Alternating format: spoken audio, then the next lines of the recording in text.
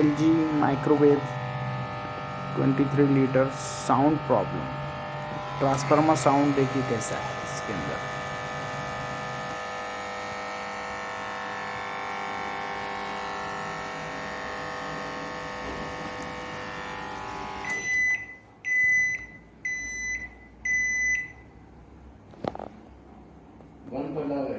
नाही, automatic time संपला ना त्याचा। टाइम जेवढा ठेवायला तेवढा